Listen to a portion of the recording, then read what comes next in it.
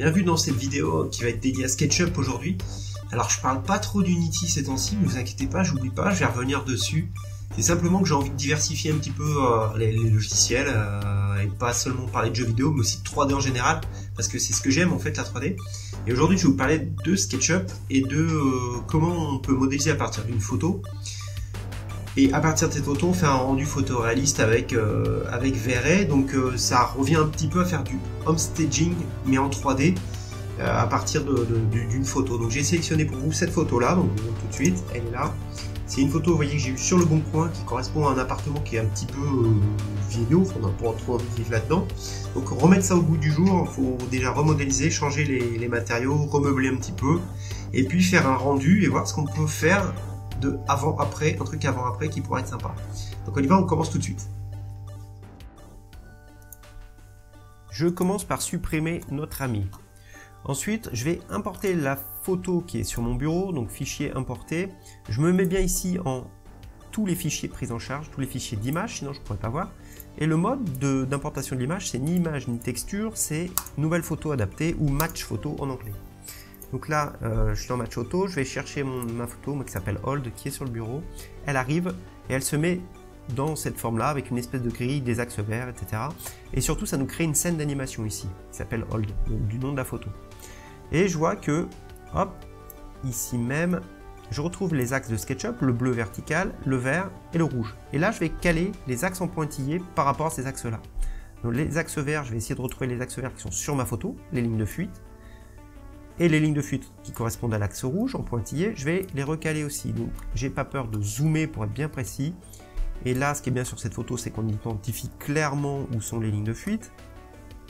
Et en général, en intérieur, dans des scènes d'intérieur, on peut rapidement trouver grâce au mur, grâce au sol, etc.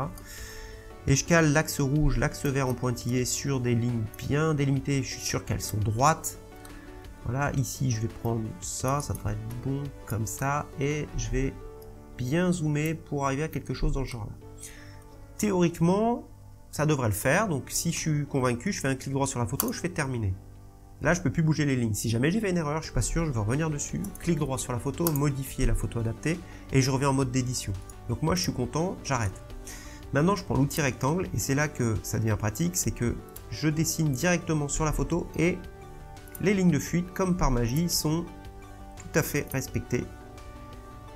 Hop, je peux même essayer de faire le sol, on va faire dézoomer un peu. Et j'ai quelque chose, donc on voit que les lignes respectent bien, que ce soit vertical sur l'axe vert ou sur l'axe rouge, ça correspond. Donc je vais bouger un petit peu, je pivote, et hop, là la photo adaptée, elle disparaît. Si je veux revenir dessus, il suffit de cliquer sur la scène ici. Hein. Donc moi je la fais disparaître, et je vais colmater un petit peu les trous en bougeant tout ça. Donc je sais que celui-là, il doit aller par là. Non, c'est celui-là qui va baisser a priori. Voilà. Et je recale.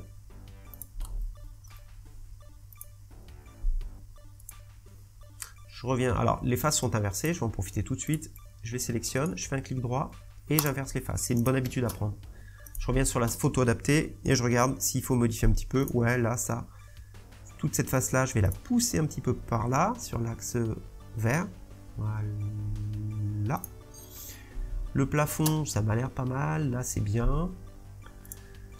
Ok, en parlant de plafond, je vais commencer déjà à le dessiner tout de suite, le plafond. Je vais tirer des repères avec l'outil mètre. Alors pour tous ceux qui ne savent pas se servir de SketchUp et qui aimeraient bien apprendre, n'oubliez pas qu'il y a ma formation SketchUp pour les débutants où on apprend à modéliser un appartement à partir d'un plan et à modéliser une chaise. On part vraiment de zéro. Cette formation, elle est dans mes vidéos privées et elle est accessible dans la description, donc n'hésitez pas à aller y faire un tour. De même, la vidéo qui va suivre celle-ci, ce sera, elle va faire le rendu, on va faire le rendu V-Ray de cette scène-là. Et V-Ray pour SketchUp, donc ceux qui veulent se mettre à V-Ray pour SketchUp et qui savent pas trop par quel bout le prendre, c'est pareil, j'ai une formation débutant où on voit vraiment du tout début jusqu'à savoir faire quelques rendus au niveau lumière et matériaux. C'est pareil, c'est disponible dans la description, donc il suffit de s'inscrire et vous allez recevoir accès à mes vidéos privées, donc n'hésitez pas. Voilà, j'ai tracé avec l'outil mètre des guides qui me servent à faire le plafond, et alors là il m'a carrément fermé la boîte, je vais la rouvrir en supprimant cette face là. Je reviens dans ma photo adaptée, boum, et je commence à dessiner la fenêtre. Alors du coup, c'est vraiment à l'œil que je fais ça. Ça va pas forcément respecter des vraies dimensions. On pourrait essayer d'en tirer de vraies dimensions, puis savoir combien le tout mesure. Mais là, je fais rapide. Voilà la fenêtre. Si je prends ces 3 éléments-là, je peux leur mettre déjà une matière. Alors là, vous voyez, il est un peu large celui-là. Je vais revenir sur la photo adaptée et je vais le bouger un petit peu parce que je vois que j'ai eu la main un peu lourde là. Et donc je le décale sur l'axe vert. Voilà. Donc je prends ces 3 plans-là et c'est censé être du vert. Donc je peux déjà m'amuser et pour commencer à mettre du vert, mettre des matériaux, etc. Effacer un petit peu les traits qui me servent à rien ici et là. Donc je vous passe tout ça en accéléré. Ce que je vais faire, c'est en fait, je vais peaufiner un petit peu, modéliser en suivant donc le match photo, et puis commencer à mettre des matières.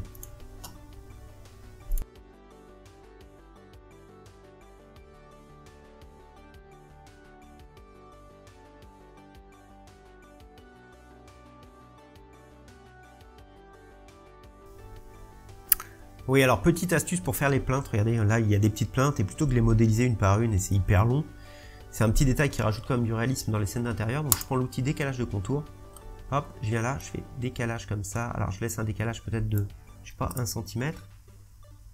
Voilà, je lui donne une couleur blanche, puisque les plaintes sont blanches.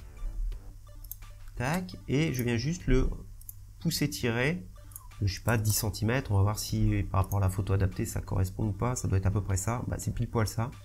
Et voilà, en un clic j'ai mes, voilà, j'ai mes plaintes. Donc je continue l'ameublement, donc là je vais juste importer des canapés, des tables que je trouve sur la SketchUp Warehouse, et puis on se retrouve juste après.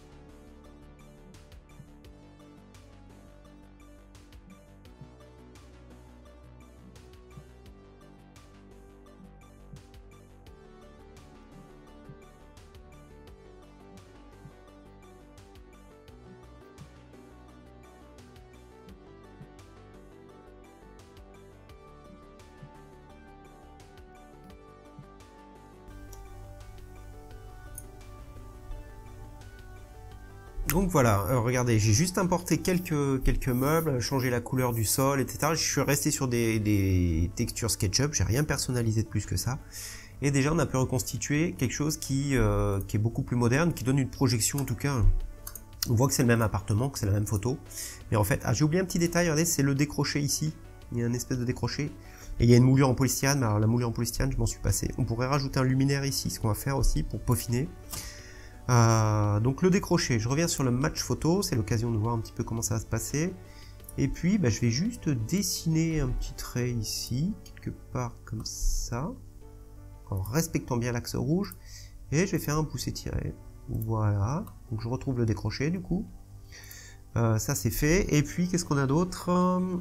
Alors il est beaucoup moins gros le décroché, par contre on va faire comme ça et on va le rapetisser de là. Voilà. Et on a dit un luminaire ici, ça pourrait être pas mal. Donc juste pour la touche finale, je vais aller chercher un luminaire dans mes modèles SketchUp. Je vais taper suspension. Normalement, je range bien les choses, donc je devrais tomber sur quelque chose d'exploitable. Et ben non, même pas. Tiens, je vais mettre ça. Et dans la vidéo suivante, donc là, on a vu comment on faisait un petit peu cette espèce de homestaging, mais en 3D, en virtuel.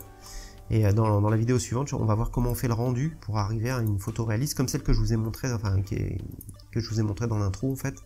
Et vous allez voir que c'est pas si compliqué que ça et que ça peut aller très très vite. Donc si ça vous a plu, cette vidéo vous a plu, n'hésitez pas à laisser quand même un pouce vers le haut. Ça sert à donner de la visibilité à ma chaîne et à ce que je fais. Et puis pour ceux qui sont pas abonnés, qui aiment la 3D en général, eh bien allez-y. Il y a du SketchUp, il y a donc du V-Ray, il y a beaucoup d'Unity, et là pour l'instant je délaisse un petit peu parce que j'attends que Unity se stabilise au niveau des nouveautés. Il y a tellement de choses qui sont arrivées qu'il va y avoir beaucoup à dire.